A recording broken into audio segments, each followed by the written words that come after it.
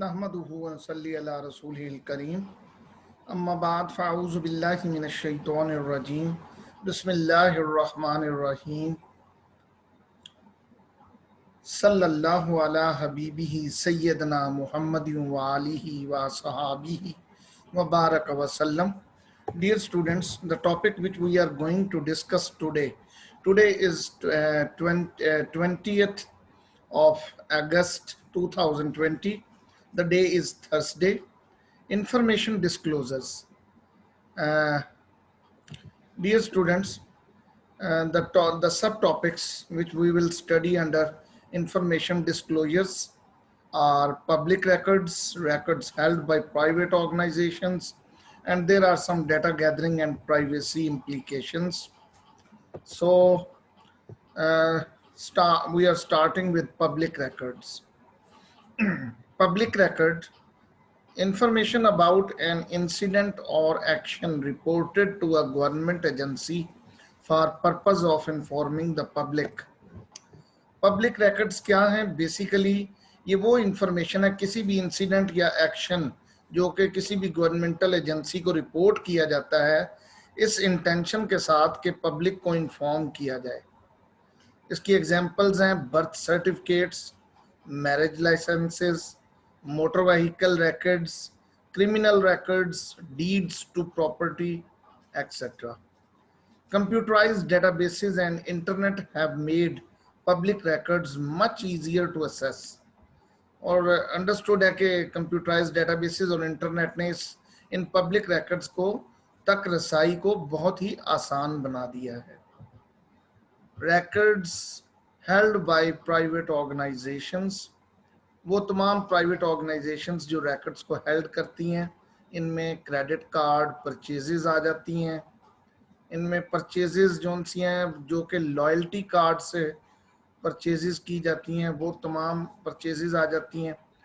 Voluntary disclosures, post to social network sites, तो ये तमाम जो है इसमें जो जो भी प्राइवेट ऑर्गेनाइजेशंस हैं वो हेल्ड कर रही होती हैं इन तमाम रिकॉर्ड्स को.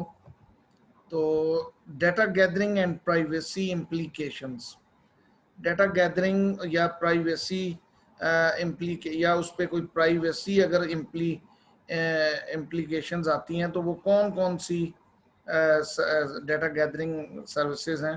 Facebook tags, enhanced 9/11 services, rewards or loyalty programs, body scanners, RFID, radio frequency identification tags, implanted chips, OnStar services, automobile black boxes, medical records, digital video recorders, cookies and flash cookies.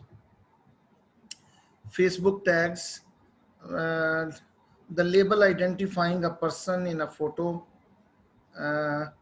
it will be immediately identified by the Facebook, and it will allow the users to tag people who are on their list of friends. Facebook allow करती है users को कि वो उन तमाम peoples को tag कर सकते हैं जो कि उनकी फेसबुक फ्रेंड लिस्ट में मौजूद हैं. About 100 million tags added per day in a Facebook. 100 million tags जो उनसे हैं per day नए से नए ऐड होते जाते हैं फेसबुक पर. Facebook uses facial recognition to suggest name of friend appearing in photo. Facebook आपको फौरी तौर पे फेशियल रिकॉग्निशन करते हुए आपके फ्रेंड का नेम सजेस्ट करती है उसकी फ़ोटो को देखते हुए.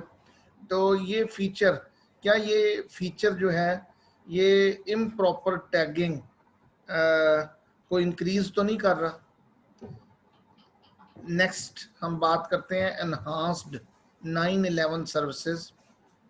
सेल्फ, ये बेसिकली 9/11 के वाक़े के बाद से मतलब ये सर्विसेज जो सी वजूद में आई. Cell phone providers United States में जो सेल फोन कंपनीज हैं वो लोकेशंस की लोकेशंस को ट्रैक करने के लिए एक्टिव सेल फोन्स 100 मीटर्स के अंदर अंदर जो सेल फोन्स हैं उनको ट्रैक करने की फैसिलिटी प्रोवाइड करती है। It allows emergency response teams to reach people in distress. तो अगर कोई लोग मुश्किलात में हैं तो ये एमरजेंसी रिस्पांस टीम जो सी है वो उन तक पहुंचने में मदद देती हैं। तो अगर इस इंफॉर्मेशन को सोल्ड किया जाए या शेयर किया जाए तो ये इसके क्या असरात मुरतब हो सकते हैं, इस पे गौर किया जाना चाहिए। रिवार्ड्स और loyalty programmes, shoppers who belong to stores rewards program can save money on many of their purchases. Rewards या लॉयल्टी प्रोग्राम्स जो बड़े बड़े सुपरमार्केट्स में चल रहे हैं, उसका क्या फ़ायदा होता है कि जो शॉपर्स होते हैं उनको रिवार्ड्स प्रोग्राम के तहत उनकी परचेजेस पर बहुत सारे पैसे जो उनसे हैं वो माफ़ कर दिए जाते हैं, सेव, और इस तरह वो अपने अमाउंट को, उन परचेजेस पर अपनी अमाउंट्स को वो डिस्काउंट करवा सकते हैं। Computers use information about buying habits to provide personalized service. Computers जो उनसे हैं वो इंफॉर्मेशन को यूज करते हुए आप अपने बाइंग हैबिट्स को रिकॉग्नाइज करते हैं पर्सन की। और इसी तरह डू का, क्या जो कार्ड यूजर्स हैं क्या वो कम पे करते हैं या नॉन, जो कार्ड को यूज नहीं करते नॉन यूजर्स वो ओवरचार्ज, उनको ओवरचार्ज किया जाता है, ये भी सोचने वाली बात है। Body scanners, some department stores have 3D body scanners. Computers can use this information to recommend clothes. Scans can also be used to produce custom made clothing. तो ये ऐसे 3D बॉडी स्कैनर्स भी हैं जो आपको क्लोथ्स को recommend करते हैं कि आप कौन से क्लोथ्स पहने। और इसी तरह बॉडी स्कैन्स जो उनसे हैं उनके ज़रिए कस्टम मेड क्लॉथिंग भी की जाती है।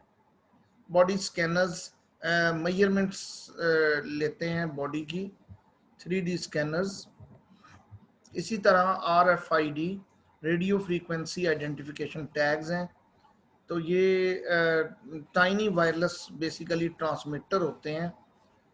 मैन्युफैक्चरर्स जो उनसे हैं वो आजकल बार कोड्स को रिप्लेस कर रहे हैं RFID टैग से, रेडियो फ्रीक्वेंसी आइडेंटिफिकेशन टैग से रिप्लेस कर रहे हैं। बार कोड्स की निस्बत RFID टैग्स को ज़्यादा यूज़ किया जाने लगा है क्योंकि इनमें ज़्यादा इंफॉर्मेशन स्टोर होती है और ये इनको आसानी से स्कैन किया जा सकता है। अगर ये टैग्स जो से हैं क्लोथ्स वगैरह से अगर इनको ना उतारा जाए या डिसेबल ना किया जाए तो ये एक किस्म का ट्रैकिंग डिवाइस भी बन जाते हैं, ये इनकी खासियत है।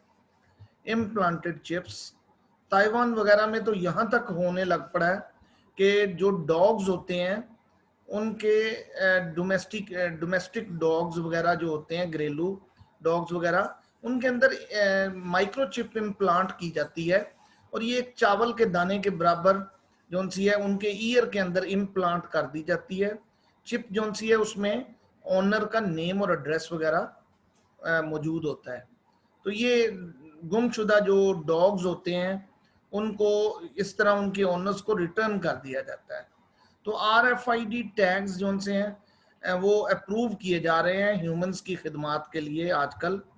तो इनको मेडिकल इंफॉर्मेशन को स्टोर करने के लिए भी यूज़ किया जा रहा है और इनको डेबिट कार्ड के तौर पे भी यूज़ किया जा रहा है। ऑन स्टार सर्विसेज जो हैं या मैन्युफैक्चरर्स जो हैं ये बेसिकली एक कम्युनिकेशन सिस्टम है इन जो कि इनकॉर्पोरेट किया जा रहा है आने वाले फ्यूचर में दौर में। ये बेसिकली US में ज़्यादा वर्किंग में। Emergency security, navigation and diagnostic services जो सी हैं वो सब्सक्राइबर्स को प्रोवाइड की जाती हैं और ये 2-वे कम्युनिकेशन और GPS global positioning satellite services provide करता है। और ऑटोमेटिक कम्युनिकेशन, जब कोई एयर बैग्स वगैरह डिप्लॉय होते हैं, कोई ऐसी खतरात वाली सिचुएशन, तो फौरी तौर पे ऑटोमेटिक कम्युनिकेशन स्टार्ट हो जाती है। और सर्विस सेंटर जो सा है वो आपके गैस पेडल को डिसेबल कर सकता है। इवन इन सर्विसेज में के थ्रू आपके गैस पेडल को डिसेबल किया जा सकता है, जिससे खतरा टल जाता है। तो RFID टैग्स जो हैं वो स्पीड अप करते हैं इन्वेंट्री प्रोसेस को, जिस तरह के पिक्चर में दिखाया गया है। फिर ऑटोमोबाइल ब्लैक बॉक्सेस को यूज किया जा रहा है आजकल।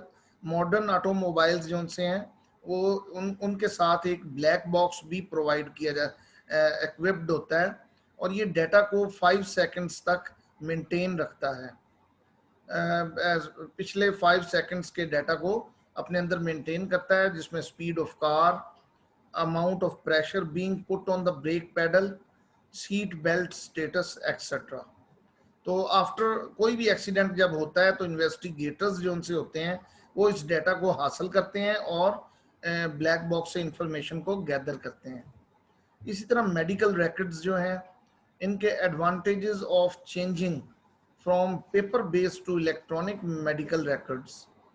तो पेपर बेस्ड मेडिकल रिकॉर्ड्स को आजकल इलेक्ट्रॉनिक मेडिकल रिकॉर्ड्स में चेंज किया जा रहा है, और उसके बहुत ज़्यादा एडवांटेजेस हैं।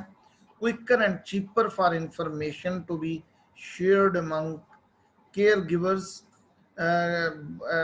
Lower medical cost, improve quality of medical care. Basically, once information in a database, more difficult to control how it is disseminated. Basically quicker और चीपर वे है इंफॉर्मेशन को केयर गिवर्स के दरमियान शेयर करने का। इसमें lower medical cost lower हो जाती हैं, और क्वालिटी ऑफ मेडिकल केयर जो है वो इम्प्रूव हो जाती है।